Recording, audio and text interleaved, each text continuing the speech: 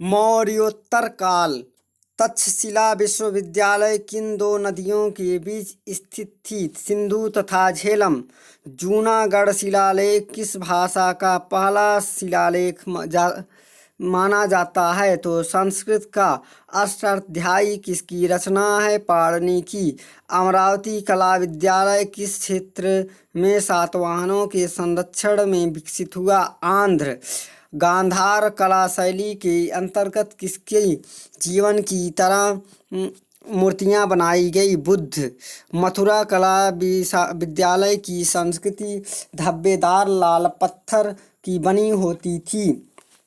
योग दर्शन का प्रतिपादक पतंजलि हैं। पूर्व गुप्त काल में लोहा, सोना, चांदी एवं टिन में से कौन सी वस्तु निर्यात की सामग्री नहीं थी? तो टिन। कल्हड़, मैत्रेयी और कालिदास एवं पाणिनि में से कौन संस्कृत प्रथम व्याकरणविद था? तो पाणिनि। गांधार कला किन दो कलाओं में संयोजित है? हिंदू, यूनानी। भारतीय कला का वह कौन सा स्कूल है जो ग्रीको रोमन बौद्ध आर्ट के नाम से जाना जाता है? तो गांधार कला। सलवार कुर्ता, टोपी आदि जैसे सिले हुए कपड़े किसके द्वारा लाए गए? कुषाण, शक तथा पारसियन द्वारा। सातवाहन साम्राज्य के संस्थापक कौन था? तो सिमुक।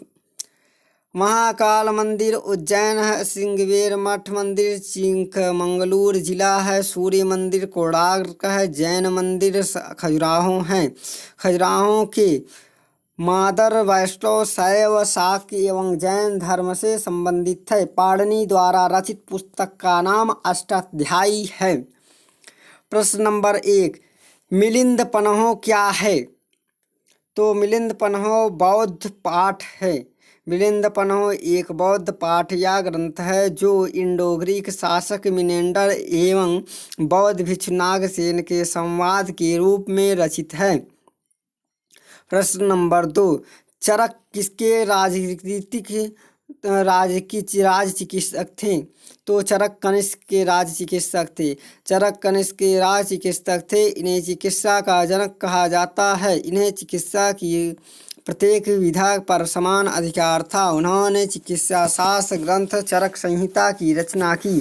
प्रश्न नंबर 3, कुषाण काल में भारतीय और ग्रीक शैली के निर्माण में से विकसित कला विद्यालय को किस नाम से जाना जाता है? तो गांधार कला से।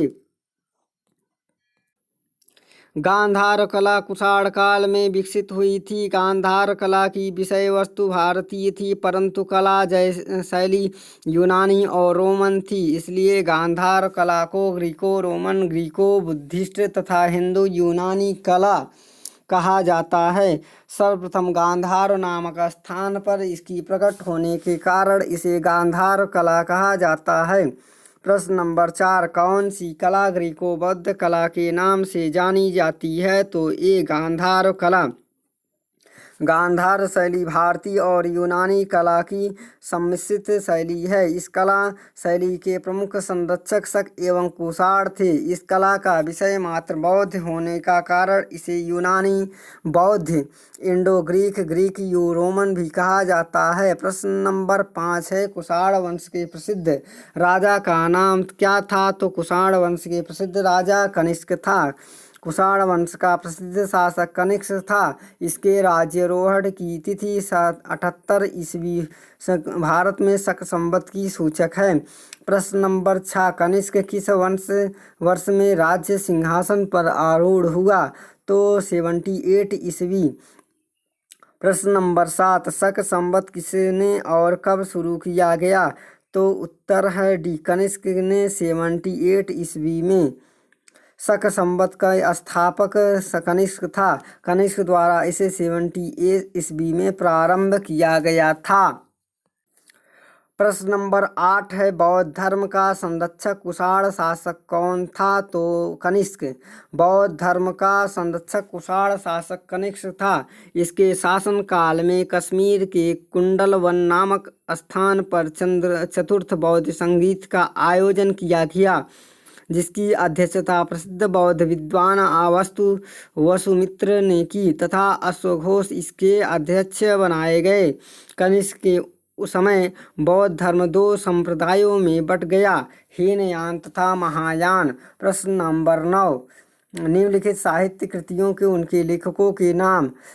तो इसके नाम में कवि राजमार्ग, अमोघ वर्ष, आदि पुराण, जिनसेन और गणित सारगृह, महावीराचार्य, अमोघ वृत्ति, संकटायन, संबत और मिलान। विक्रम संबत है 58 BC और शक संबत है 78 AD और कलचुरी संबत गुप्त संबत है 320 AD और कलचुरी संबत है 248 AD। इस प्रकार बी सही है उत्तर में। विक्रम संबत 78 BC, शक संबत 78 AD, कलचुरी संबत 248 AD और गुप्त संबत 320 AD। प्रश्न नंबर 11 है, कला की गांधार शैली किसके शासनकाल में पनपी थी? तो यह कनिष्क के शासनकाल में। कुषाण काल मुख्य कनिष्क के समय में दौरान मूर्तिकला की गांधार शैली भारत ग्रीक यूनानी शैली का मिश्रण है। इसका केंद्र बिंदु गांधार था, अतः इसे गांधार कला शैली भी कहा जाता है। इसमें बुद्ध एवं बोधिसत्वों की मूर्तियों वाले स्लेटी पाषाण से बनाए गए। प्रश्न नंबर 12, प्राचीन काल में निम्नलिखित में से कौन कलिंग का एक महान शासक था? तो खारवेल। कलिंग का एक महान शासक खारवेल था। प्राचीन काल में खारवेल कलिंग का एक महान शासक था। इसके बारे में हमारी जानकारी का मुख्य स्रोत हाथी गुफा अभिलेख है। यह द्वितीय सदी ईसा पूर्व के शासक हुआ तथा इसका संबंध कलिंग के चेदी वंश से था।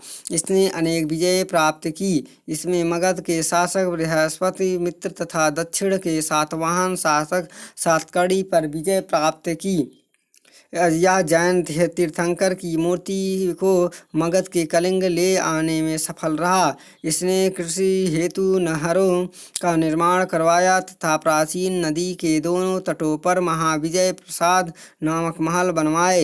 यह जैन धर्म का अनुयायी था। इसने ऐरा, महाराज, मेघवाहन और कलिंगाधिपति आदि उपाधियां भी धारण की। प्रश्न नंबर 13, राजा खारवेल किस चेदी वंश के महानतम शासक थे? तो यह कलिंग के महानतम शासक थे। प्रश्न नंबर 14, कलिंग शासक खारवेल ने संरक्षण दिया। तो जैन धर्म का सातवाहन का सबसे बड़ा शासक कौन था? तो गौतमीपुत्र सातकर्णी था।